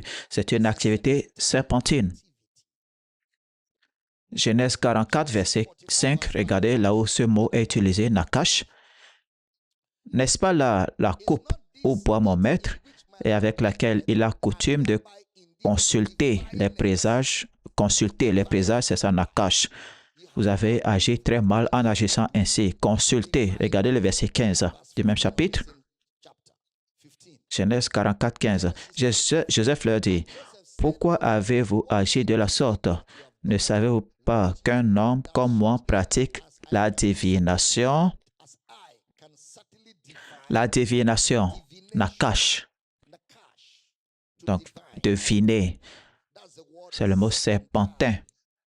Vous verrez cela dans Lévitique 19, 26, comme divination, augure, nakash. Vous verrez cela dans Deutéronome 18, verset 10, comme métier de devin, nakash. Vous verrez cela dans 1 Roi 20, 33, nakash. 2 Rois 17, verset 17, divination. 2 Rois 21, 6 et 2 Chroniques 33, verset 6. 2 Chroniques 33, verset 6. Alors, qu'est-ce qui est arrivé? Ce qui est arrivé dans le jardin d'Éden, c'est un être surnaturel. Cela veut dire que le péché n'est pas avant tout sociologique. Le péché, c'est-à-dire la rébellion contre Dieu, est une chose surnaturelle. Le péché, c'est-à-dire la rébellion contre Dieu, est une chose surnaturelle. Ce n'est pas sociologique, ce n'est pas psychologique. Alors, la scène de la Genèse est, le péché dans Genèse est surnaturel. C'est pourquoi Paul va communiquer dans 2 Corinthiens 11, 3 et 4. Mais je crains que, comme le serpent a séduit Ève par sa ruse, vos pensées ne se corrompent et ne se détournent de la simplicité qui est à l'égard de Christ. Alors, Paul a utilisé ces mots pour expliquer le scénario d'Éden. Regardez le mot un autre esprit au verset 4. Car si quelqu'un vient vous prêcher notre Jésus que celui que nous avons prêché, ou si vous recevez un autre esprit que ce que vous avez reçu, alors un autre Jésus, un autre esprit, un autre évangile, cela est connecté au fait de Satan qui a séduit Ève et l'a éloigné de la simplicité qui est en Christ. D'accord, prêtez attention. Un autre esprit, le mot hétéros pneuma. Hétéros pneuma. Un autre esprit, E-T-H-E-R-O-S. Pneuma, P-N-U-E-M-A. Regardez le mot autre esprit. Alors, ça veut dire que Genèse 1, 2, regardez, prêtez attention. La terre était sans forme et vide. Les ténèbres couvraient la surface de l'abîme et l'Esprit de Dieu se mouvait au-dessus des eaux. L'Esprit de Dieu se mouvait. Alors, nous avons l'Esprit de Dieu dans Genèse 1, 2 et dans Genèse 3, 1, on a un autre esprit. Genèse 1, 2, l'Esprit de Dieu. Genèse 3, un autre esprit, hétéros pneuma. Alors, il nous faut voir le contexte de cet événement d'Adam, Ève, du serpent, comme surnaturel. Regardez, 2 Corinthiens 11, verset 14, plus tard dans ce contexte, regardez comment le frère Paul va enseigner au sujet du serpent. Et cela n'est pas étonnant, car Satan lui-même se déguise en ange de lumière. Alors, Satan a la capacité de changer de forme, d'apparence, d'emplacement. Il est transformé parce que c'est un esprit. Alors, les ténèbres, la lumière de Genèse 1, 2 sont des entités spirituelles. Dans Ésaïe 60, verset 1 et 2, prêtez attention. Lève-toi, sois éclairé, car ta lumière est venue et la gloire de l'Éternel s'est levée sur toi. 2. Car voici, les ténèbres couvriront la terre et l'obscurité le peuple. Mais sur toi, l'Éternel se lèvera et sa gloire apparaîtra sur toi. Cette écriture se trouve où? Genèse 1, verset 2, 3. Les ténèbres, mais la lumière se lève. Dieu dit que la lumière soit. Alors, l'obscurité et la lumière sont des entités spirituelles. Ce sont des faits spirituels. Cela veut dire que le surnaturel est le contexte de la Bible. Regardez 2 Timothée 3, verset 16. Toute écriture est inspirée de Dieu et est utile pour enseigner, pour convaincre, pour corriger, pour instruire dans la justice. Inspiré de Dieu. Le mot théophinestos. Théophinestos. T-H-E-O-P-N-E-U-S-T-O-S. Théophinestos. Deux mots. Numéro 1, théos. Ce qui veut dire Elohim dans l'Ancien Testament ou un être spirituel. Théos. Théos. Une divinité. Théos. Et le mot néo. Néo. P-N-E-U-O, ce qui veut dire inspirer. Ça veut dire souffler, un vent. Vous verrez ce mot dans Matthieu 7, verset 25-27, le vent qui souffle. Vous verrez cela dans Luc 12, 55 aussi. Luc 12, 55. Vous verrez cela aussi dans Jean 3, 8. Le vent souffle où il veut. Le vent, ce qui fait référence à l'œuvre de l'Esprit. Le vent souffle. Et Jean 6, 18. Le vent violent, un vent violent. Acte 27, verset 40. Acte 27, 40. Un vent violent. La rencontre de de Paul dans ce naufrage. Alors, il nous dit, même si nous ont écrit en langue humaine et naturelle, il y a une inspiration surnaturelle. Il y avait une inspiration surnaturelle, la langue humaine, mais un langage spirituel, un élément spirituel. Un langage humain, mais un élément spirituel ou surnaturel. Alors, on peut le dire comme ceci, la Bible est écrite en langage humain, culture humaine, contexte humain, mais dans un monde surnaturel. La Bible est écrite dans un langage humain, une culture humaine, un contexte humain, mais dans un monde surnaturel. Par conséquent, la parole de Dieu pour nous est à la fois 100% humaine et 100% divine. J'aime ça. La parole de Dieu pour nous est à la fois 100% humaine et 100% divine. Vous avez entendu cela? La parole de Dieu pour nous est à la fois 100% humaine et 100% divine. Le Tentropos, l'homme-Dieu, la parole de Dieu.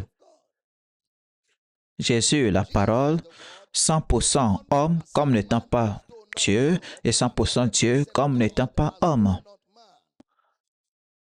La parole de Dieu. Ceci est fondamental, absolument fondamental à ce que nous enseignons. Ce que nous disons, c'est que Dieu se sert toujours de l'homme. Dieu utilise toujours l'homme. Il utilise le langage de l'homme, il utilise la culture de l'homme, mais c'est toujours lui qui l'utilise. Il utilise le langage des hommes, la culture des hommes, mais c'est toujours lui qui l'utilise. De Pierre 1, 20, alors que fini. Est-ce que vous êtes bénis ce soir? De Pierre 1, 20, 21. Sachez d'abord vous-même qu'aucune prophétie de l'Écriture ne peut être l'objet d'une interprétation particulière, car ce n'est pas une volonté humaine qui a jamais produit une prophétie, mais c'est poussé par le Saint-Esprit que les hommes ont parlé de la part de Dieu. Quelle belle façon de commencer l'année. Poussé par le Saint-Esprit. Il dit, nous avons une parole plus certaine, une parole des prophètes. Qui sont les prophètes? Poussés par le Saint-Esprit. Cela veut dire,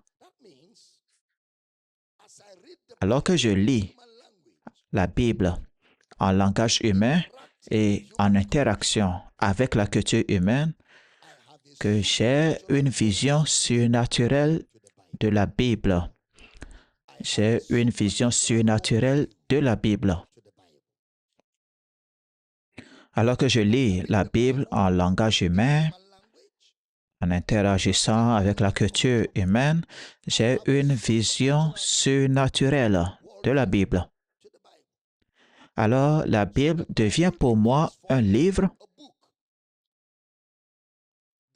qui révèle l'interaction entre les phénomènes naturels et surnaturels. Alors, la Bible devient pour moi un livre qui révèle l'interaction entre les phénomènes naturels et surnaturels. Ce qui veut dire que la Bible est comme le ciel et la terre qui œuvrent ensemble. La Bible, c'est comme le ciel et la terre qui œuvrent de concert. La Bible est écrite en langage humain et le message vient de Dieu. La Bible traite des interactions humaines avec des réalités invisibles. Des interactions humaines avec des réalités invisibles. Quelqu'un, quelque part m'a dit, Dr. Damina, dans un email, s'il vous plaît, envoyez-moi le plan pour lire la Bible en 1 an. Voici le plan. Voici le plan. Il s'attend à ce que je lui envoie un programme. 1er janvier, Genèse, chapitre 1, 2, janvier, 2 janvier, Genèse 3, 4. C'est ce qu'il attend. Voici comment il faut lire la Bible. Alors, dès l'instant où je crois en Dieu, je crois au Seigneur Jésus-Christ, je dois découvrir ce que je crois. Dès l'instant où je crois en Dieu et en Jésus-Christ, je dois découvrir qu'est-ce que je viens de croire. Cela veut dire que je crois au surnaturel. C'est ce que ça veut dire. Tu ne peux pas dire que tu crois en Dieu, tu crois en Jésus et tu ne crois pas au surnaturel. À quel Dieu tu crois? Alors, en quel Jésus tu crois?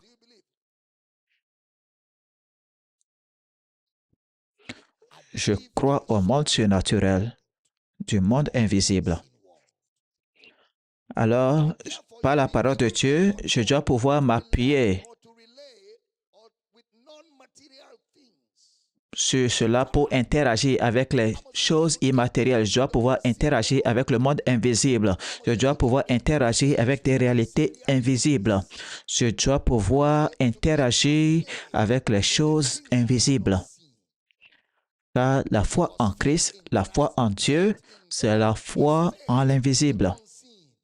Est-ce que nous enseignons aussi? La foi en Dieu, la foi en Christ, c'est la foi dans le monde invisible.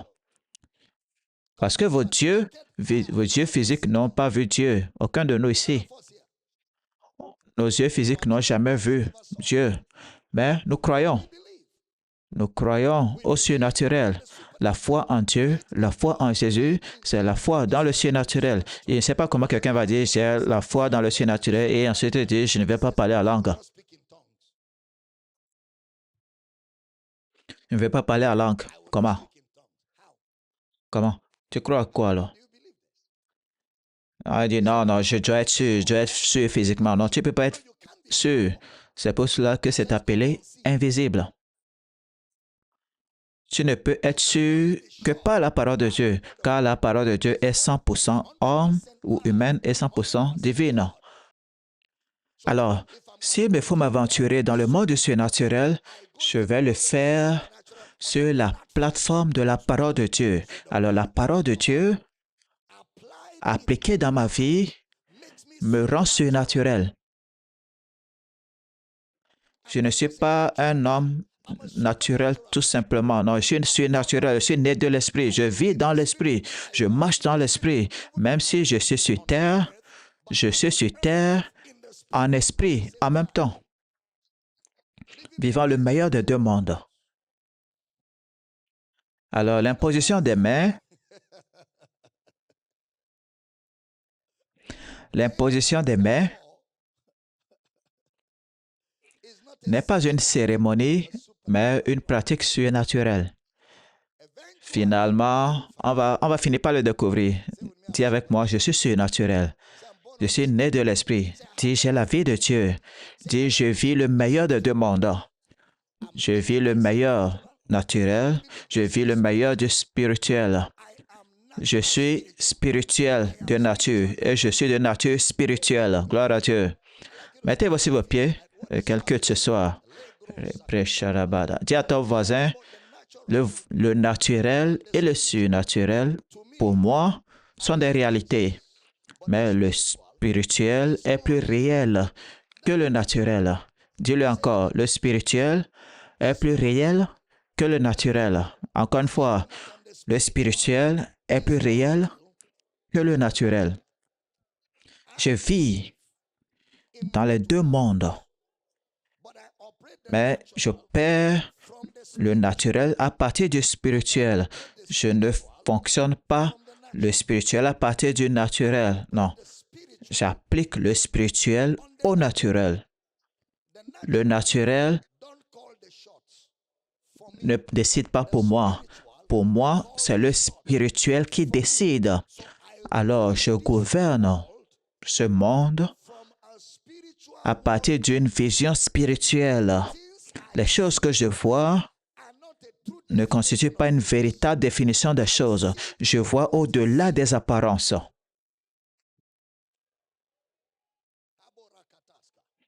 Alors, si dans le naturel, on dit que ça ne peut pas arriver, tu dis non, non, non, non, non, non, non, non. Tu ne sais pas à qui tu parles. Tu ne sais pas à qui tu parles. Alors que nous regardons aux choses qui ne sont pas visibles, car les choses qui sont visibles sont temporaires ou sujettes au changement. Mais nous regardons aux choses qui ne sont pas visibles, car les choses qui sont invisibles sont éternelles. Alors nous opérons à partir de l'éternel et par l'éternel, nous changeons le naturel. Que quelqu'un crie, j'ai entendu. Dis, je suis l'autorité ici. Dis, j'ai reçu l'abondance de la grâce et le don de la justice. Alors, à partir du règne de la justice, je règne dans ce monde. Gloire à Dieu. Gloire à Dieu. Dis, je règne sur la maladie, je règne sur le malaise et je règne sur les circonstances de cette vie. Je n'ai pas entendu cet amen. Tu sais ce que tu dis? Les jours à venir, les semaines, les mois, les années à venir, tu es aux commandes. Parce que à partir de l'esprit, tu vois la fin dès le commencement de l'esprit, tu vois les choses qui ne sont pas et tu peux les appeler comme si elles existaient.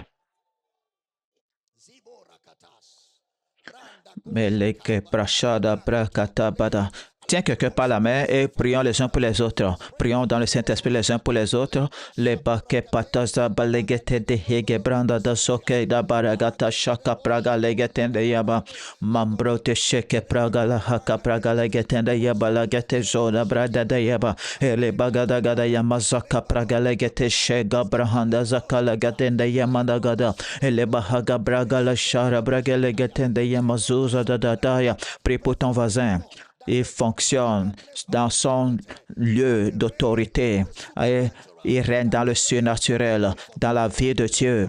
Para bragala gataza kaligala balaketo sheke bragala gatanda yamahaga pregede seke predazatanda yaba ele bohoko brashanga bregete sete hegeliga ganda hada yega legetende yabada membra dozoto hegelegeta saka prakale hende yamaga legetende yabala gatazatanda yaba Membo hogola bragala gata shata baragalegetende yamba hoko pregalegete shete de yabarada elebo da tisa kadamana gada hege bragala gatanda yabalo shara bragelegete de yabarada membragala gata shaka prakalegedende yabolo zotende yabrahata zakalegetende yaboro do shete yaba meredaza prépotent voisin et trouve sa place dans la volonté de Dieu. Il prend sa place dans la volonté de Dieu. Prends ta place dans le plan de Dieu. Prends ta place dans le dessein de Dieu. Prends ta place dans le projet de Dieu sur terre. Nous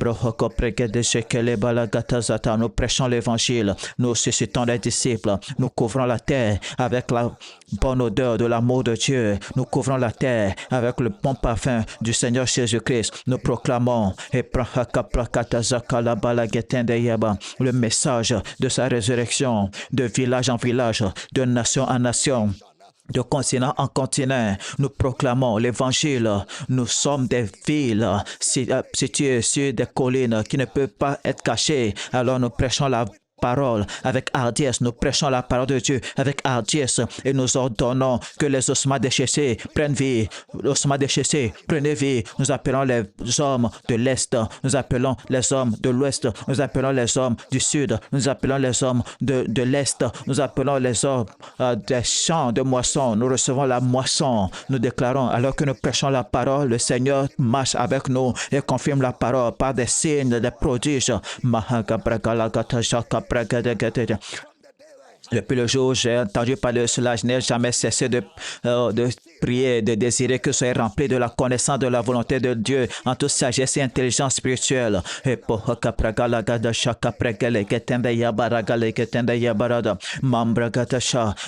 avec toute hardiesse, nous prêchons la parole. Avec toute hardiesse, nous prêchons la parole et que les signes, les prodiges soient accomplis au nom de ton Fils Jésus, et s'en allait prêcher partout. Le Seigneur travaillait avec eux et confirmait la parole par des signes, des prodiges.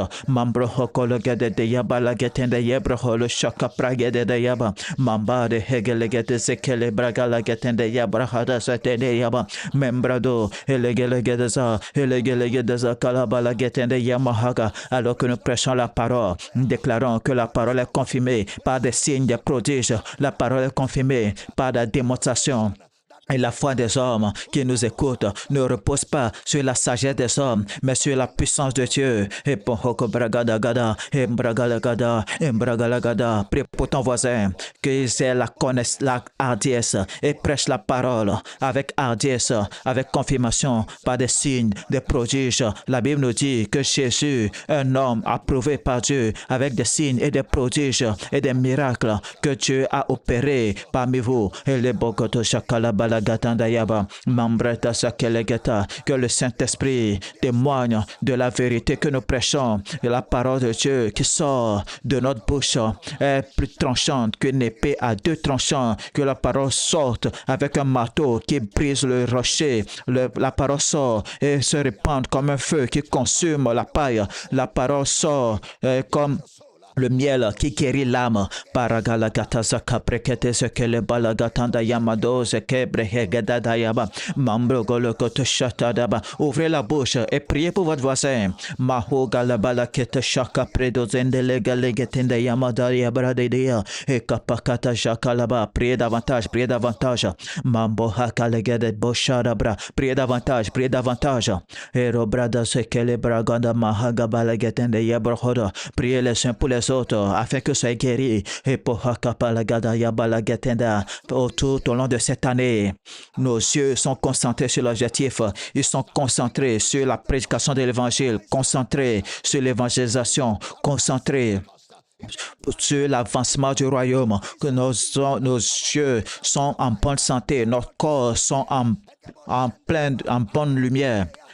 Mlambragada, nous ne sommes pas distraits. Et Kaprakalagada, Sakale Baleketende Yabrahala Gatada, Ikala Balagatanda Yabrahata, Shakale Baleketende Yaba, Membragalagada, E Brahaka Prakata, Zakale Getende Yabrahada, Shaka Plaketende Yamada Galeketende Yaba, Mambrodo Zokolo, go to Shaka Leketende Yebraholo, Shaka Pragalagatada, Ele Balagada, E Galagalagada Yabalagetende Yebraholo, Shaka Pragalaketende Yabalagata, Mambragalagada, Mambralagada, Arabrakata Zakalegele Ketende Yabahalagada Balaketende Hele Brogo do Shanga Gade Yabarade, Imbohologodo, Imbaragada, toi qui es-tu, grande montagne, tu seras aplani.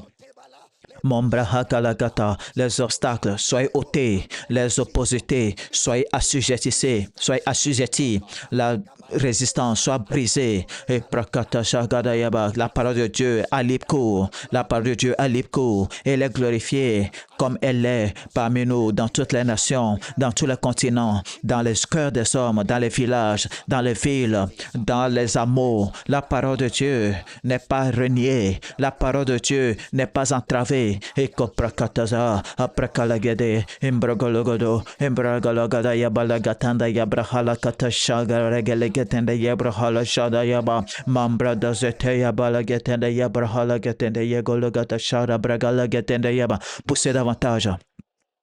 Priez encore.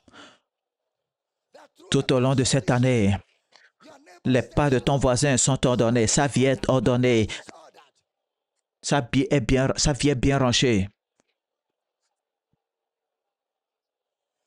Nous allons courir sans nous lasser, nous allons marcher sans faiblir, nous sommes gardés par la puissance de Dieu.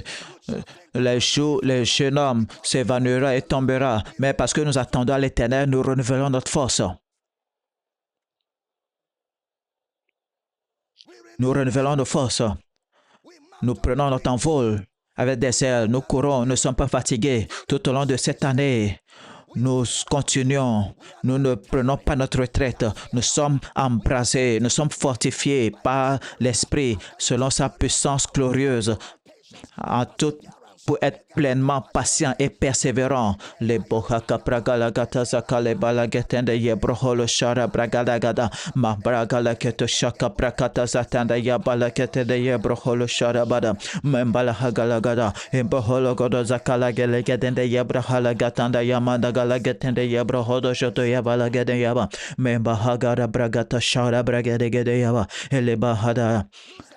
Maintenant, libérez vos mains et commencez à prier pour vous-même. Je suis gardé par la puissance de Dieu. Je suis gardé par le Saint-Esprit. Je suis préservé par Jésus-Christ. Je marche dans le plan de Dieu. Je marche dans le dessein de Dieu. Je marche dans le mandat de Dieu. Je marche dans le plan de Dieu. Je reste en sécurité. Je suis gardé, préservé. Je ne suis pas distrait.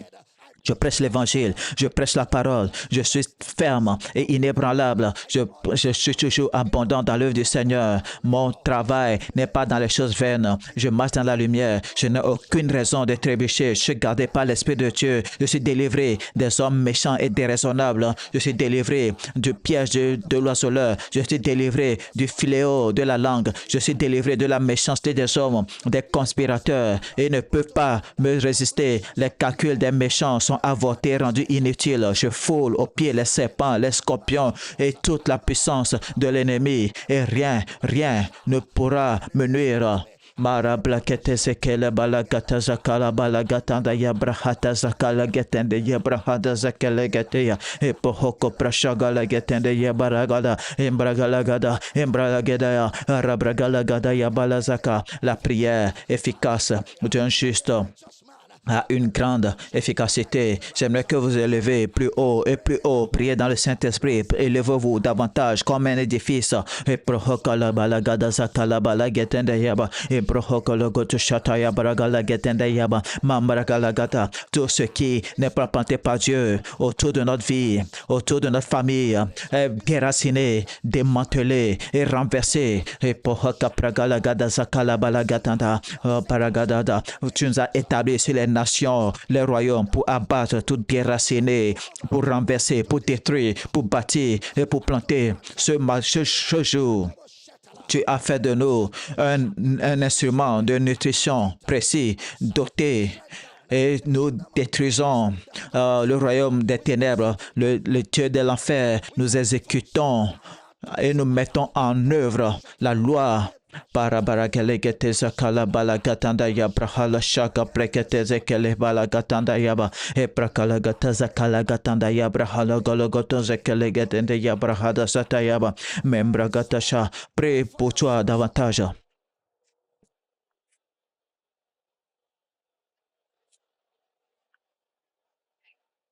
Molege kaparagala gataza kalabala getende yebra holo shara bragada de yaba e prohoko pragada zonda gele galagata zambra haga beredeya ele balagada za ela gelegeda za ela gelegeda za embrokologota ta santé ne va pas faillir, ton esprit, ta pensée ne va pas faillir, ta force ne va pas faillir. Ta force est renouvelée. Et koprakata zakalagata, ceux qui s'attendent à l'éternel. Mandalagada zakalebalagatende yebroholo shakaprekalagatende yamanagalagatanda yaba. Elebalagadaza, elagelagada yabalagatende yebroholo shakaprekalagatende yamagalagada yaba. Elebologodoza, elegelebalagada yamadagata gedeborogodo shakaprekalagatende yaba. Meza balahaka pregetezekele hegele bologodo. Embohokoto shakata. Tout ce sur quoi vous mettez la main va prospérer. Vos pas sont ordonnés. Faites les affaires, vous gagnez de l'argent, vous avez des idées, des relations, vous saisissez les opportunités, vos pas sont ordonnés. Et koprakata shaka legeleba, priez, priez, priez, priez. Momba haka bragalege de zekalaba la gatene yamadada. Ero bada shara bragelegede. Illegalagada zakara bragalegetende yamagalaba la gata zotondayam. Recevez la provision. Prahado zakata. Recevez la provision.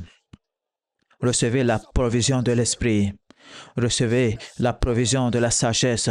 Recevez la provision. Recevez la provision. Recevez la provision. La provision des paroles. La provision. La provision. La provision. La provision. Et kaprakalagadazata. Recevez la provision de l'esprit.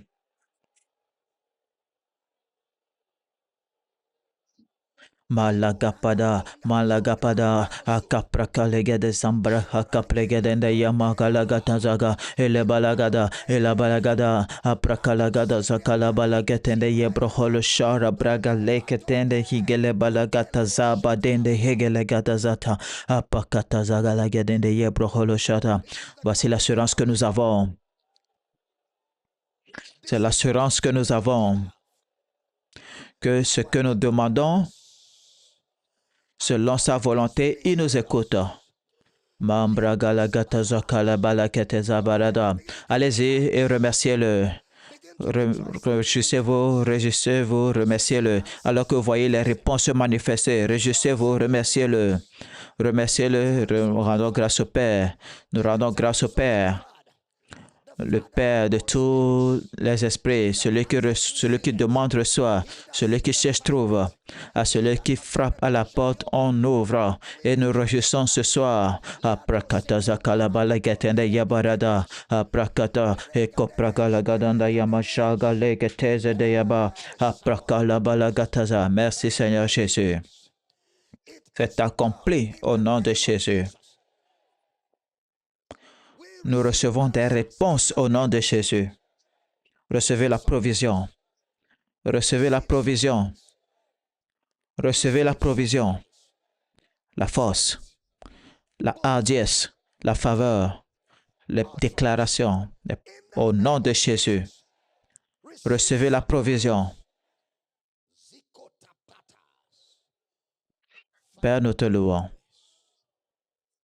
Tout au long de cette année, ce sera tout feu, tout flamme, évangélisation, disciples, bâtir des églises locales fortes dans toutes les nations de la terre au nom de Jésus. Père, nous te louons, des corps saints, d'esprits saints.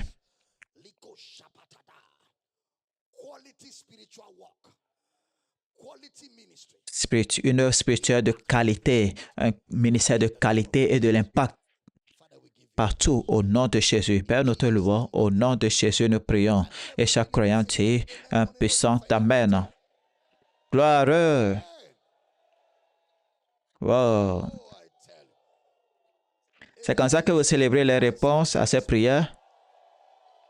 Gloire à Dieu. Ouh. Récupérez votre offrande d'honneur, donnant. Nous espérons que vous avez été bénis et enrichis par cet enseignement. Likez cette vidéo, partagez-la avec tous ceux qui sont autour de vous, commentez, abonnez-vous à cette chaîne et activez la cloche de notification pour ne pas rater nos prochaines mises en ligne. Soyez bénis, Jésus est Seigneur. Amen.